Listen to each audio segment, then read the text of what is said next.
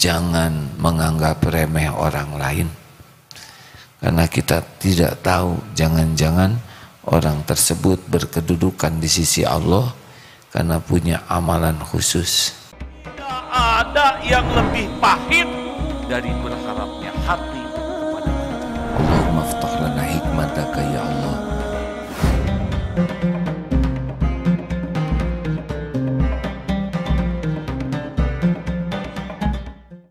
Kita kaji nomor 9 hadirin. Bismillahirrahmanirrahim. Kitab Al-Hikam nomor 9. Tanawwa'at ajnasul a'mal litanawwu'i waridatil ahwal.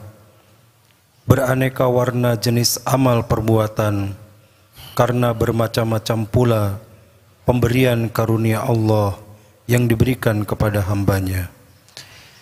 Ini penting dipahami hadirin supaya kita tidak menganggap remeh orang lain, karena setiap orang yang Allah ciptakan memiliki bakat, kemampuan yang berbeda, intelektual berbeda, IQ-nya, daya tahan tubuh yang berbeda, kondisi fisik, kondisi finansial, beban pekerjaan yang berbeda.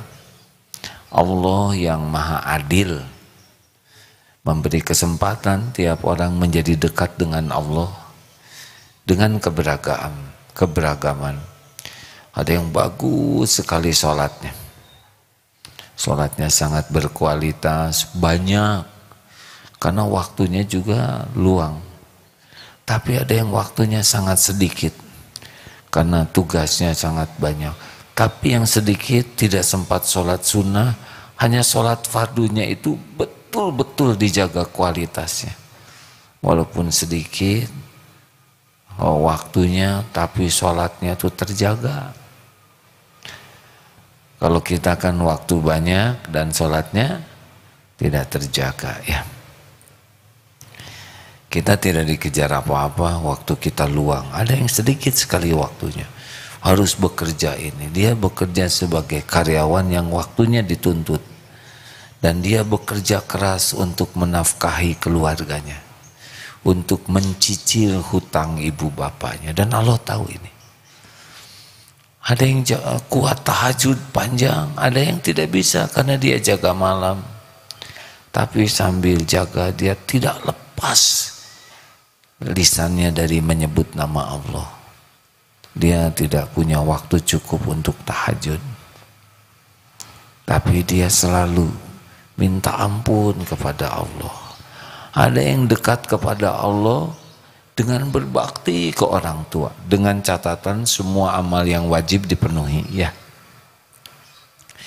Bakti ke orang tua bisa mulia di sisi Allah. Ada yang kuat saum, ada yang dengan sedekahnya, ada yang tingkat IQ-nya terbatas tapi suka sekali punya roti dia bagi 2. Dia ke sekolah bawa pensil lebih dari 1 supaya bisa temennya yang pensilnya ketinggalan pakai pensil dia.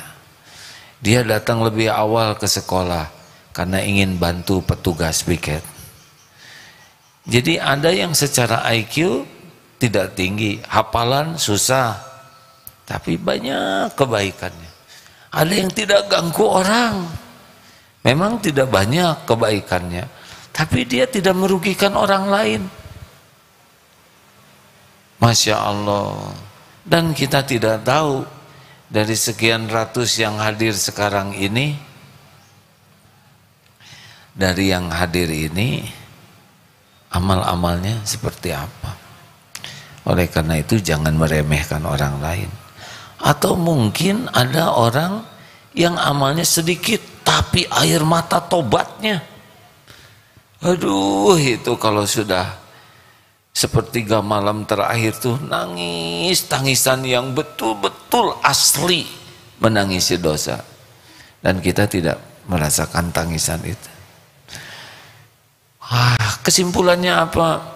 Jangan risau dengan berbagai keterbatasan kita. maksimalkan saja di potensi yang paling kita mampu. Dan yang kedua, jangan menganggap remeh orang lain, karena kita tidak tahu, jangan-jangan orang tersebut berkedudukan di sisi Allah karena punya amalan khusus. Ya, seperti saudara-saudara kita yang berbaring, tidak berdaya, tidak bisa bergerak, ya seperti teman-teman kita, Ndud, Iso, Oges, dan teman-teman lainnya. Itu boleh jadi lebih tinggi kedudukannya dari kita, karena ridho menerima takdir tidak bisa bergerak. Ya Allah, saya ridho dengan takdir, tubuh saya tidak bisa bergerak. Semua ini milik. Berbaring berjam-jam tanpa bisa bergerak sedikit pun. Tidak ada amal yang bisa dilakukan.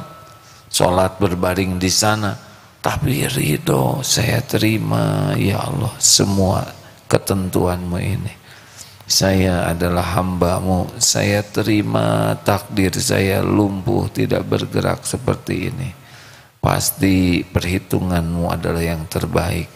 Setiap takdir-Mu adalah yang terbaik. Al-khair khairatullah. Ya Allah, saya terima dan saya pasrahkan diri ini kepadamu. Tidak bergerak, tidak sedekah ya, karena tidak bisa menghasilkan uang, sulit untuk wudu, jaga wudu, tahajud dengan segala keterbatasan.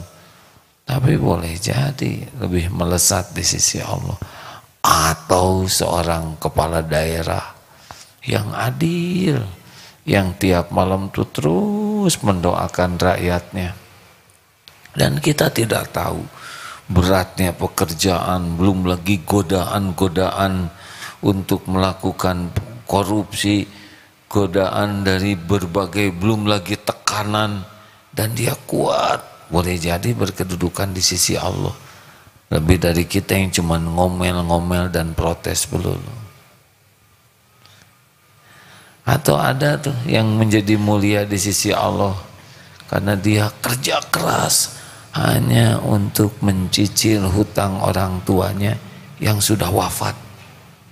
Saking tidak mau orang tuanya dikubur tersiksa, dia kerahkan segala dayanya. Dan Allah pasti tahu. Kita tidak tahu setiap orang. Makanya jangan suka memandang remeh orang.